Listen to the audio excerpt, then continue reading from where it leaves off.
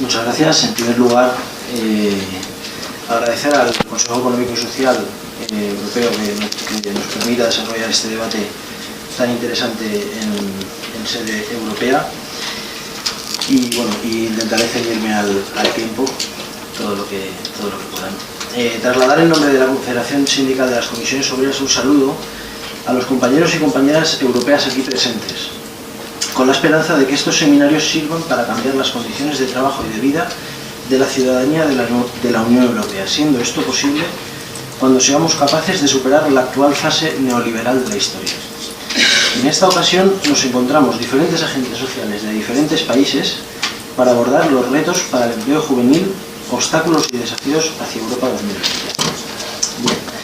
Bien, acabamos de constatar por parte de los compañeros rumanos cómo hay un aumento de la precariedad a nivel europeo en el ámbito juvenil.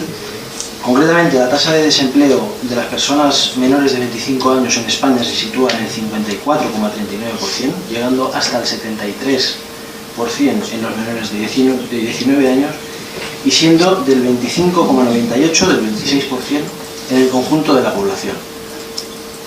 Estas cifras en el Estado español, así como en el conjunto de la zona de euro, hay que agradecérselas en primer lugar a los organismos internacionales, como el Fondo Monetario Internacional, el Banco Mundial o la Organización Mundial del Comercio, a los sucesivos gobiernos de Estados Unidos y a quienes han estado gobernando en nuestras queridas instituciones europeas, que han desarrollado como alumnos aventajados el mandato del consenso de Washington, es decir, la aplicación de 3 libertades como normas supremas.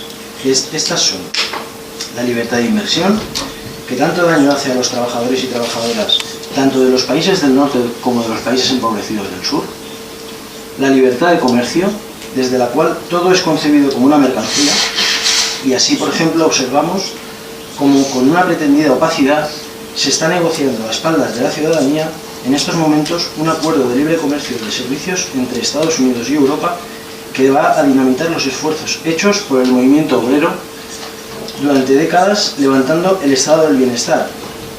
En España solo ha conseguido el estado del medioestar.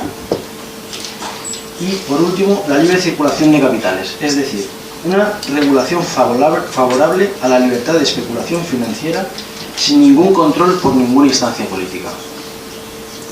Tal vez os preguntéis qué tiene esto que ver con las cifras de paro que he expuesto, ya que pudiera parecer que son hechos aislados. Pero una simple concatenación lógica nos lo confirma. El paro es consecuencia de una crisis económica. Esta crisis económica ha sido inducida por una crisis financiera. La crisis financiera ha sido provocada por la desregulación de los mercados financieros.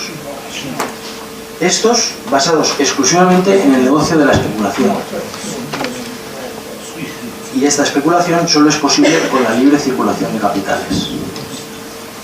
Las medidas que se han ido aplicando en Europa y en los países occidentales desde los años 70 hasta hoy tienen en común que se entroncan en una misma ideología, el capitalismo financiero, también llamado el neoliberalismo.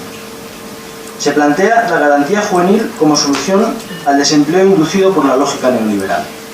Desde Comisiones Obreras observamos esta medida como una propuesta que en el mejor de los casos es una opción paliativa, pero no viene a resolver los problemas estructurales del desempleo en España y en Europa.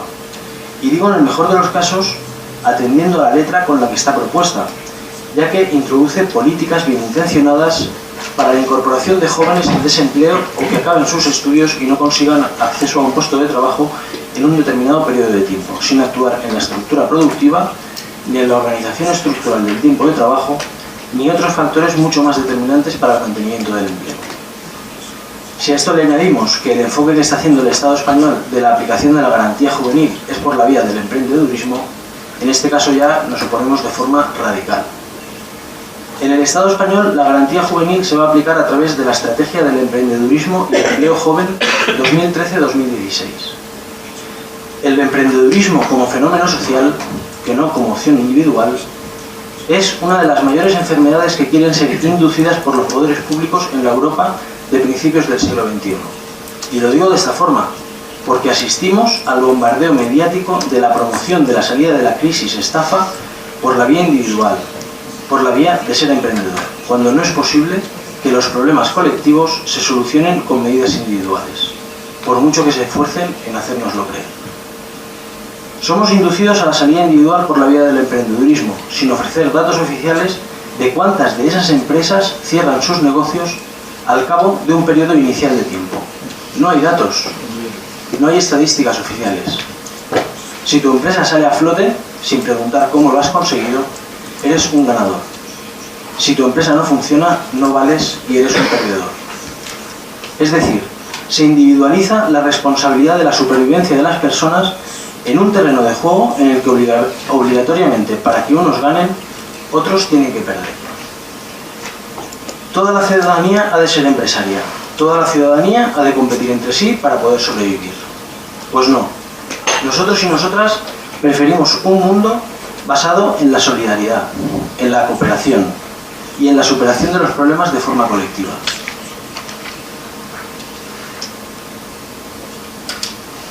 De esta forma, proponemos un marco de medidas que contribuyan a superar la actual crisis económica, ya que el desempleo de las personas jóvenes se solucionará cuando hayamos superado esta fase histórica neoliberal de la historia. Estas medidas son, en primer lugar, poniendo fin al austericidio, que tanto sufrimiento, pobreza y exclusión está generando en los países europeos, con especial incidencia en los países del sur de Europa. En segundo lugar, reduciendo la edad de jubilación.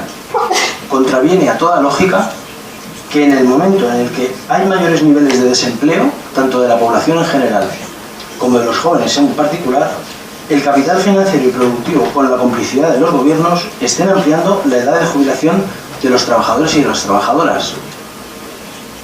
Desconozco la lógica que conlleva la aplicación de esas políticas, porque es absolutamente contraria al fin que se persigue. En tercer lugar, un plan de inversiones europeo desde la perspectiva de la reindustrialización selectiva, es decir, enfocar las inversiones para el desarrollo productivo de sectores estratégicos para los estados como son las energías renovables y limpias, tan urgentes y necesarias ante la depredación de la naturaleza causada por el productivismo y el consumo desmedido, devolviendo los índices de la huella ecológica a unos niveles sostenibles. El fortalecimiento de los servicios públicos, desarrollando servicios necesarios para el mantenimiento y el desarrollo de la vida plena de las personas. Esto es, el fortalecimiento del sector del transporte público, la sanidad, la educación, las comunicaciones, la atención a las personas en situación de dependencia, garantizando el agua como derecho humano y otros. Inversión pública en I+D+I a través de las universidades públicas, garantizando el aprovechamiento del gran potencial creador de la generación mejor formada de toda la historia. En cuarto lugar, y como medidas de financiación de las necesarias inversiones públicas que conllevan las propuestas anteriores, se proponen diversas medidas redistributivas y de justicia ante las políticas aplicadas hasta la fecha por parte de los Estados miembros y el conjunto de la Unión. Estas son la implantación de un impuesto a las transacciones financieras, hoy exentas de todo impuesto. Su implantación a nivel europeo supondría una gran cantidad de fondos disponibles para las políticas europeas, además de ser una propuesta que reduciría el nivel de especulación financiera. Un impuesto a las grandes fortunas, aunque en comparación con el ITF, con el impuesto a las transacciones financieras, suponga una cuantía inferior, vendría a equilibrar la balanza de la justicia, aunque sea desde el punto de vista simbólico. Podríamos plantear auditorías de la deuda, que identificaran qué deuda es ilegítima u odiosa y, en consecuencia, cuál de ellas se ha contraído en contra de los intereses de la ciudadanía. En quinto lugar, una reordenación de los tiempos de trabajo. Desde que se implantó la jornada laboral de 8 horas hasta hoy, no ha habido una revisión del tiempo de trabajo, siendo que la productividad se ha multiplicado por la incorporación de las nuevas tecnologías y los nuevos métodos de trabajo. El ideal de 8 horas para descansar, 8 horas para disfrutar y 8 horas para trabajar, más allá de haberse conseguido, estamos viendo cómo pretenden dinamitarlo en un afán de explotación y sumisión absoluta a la injusticia y a la acumulación del capital por unos pocos. Esta cuestión no ha sido revisada y ya es momento de hacerlo por el buen vivir y el desarrollo pleno de la sociedad en nuestro conjunto.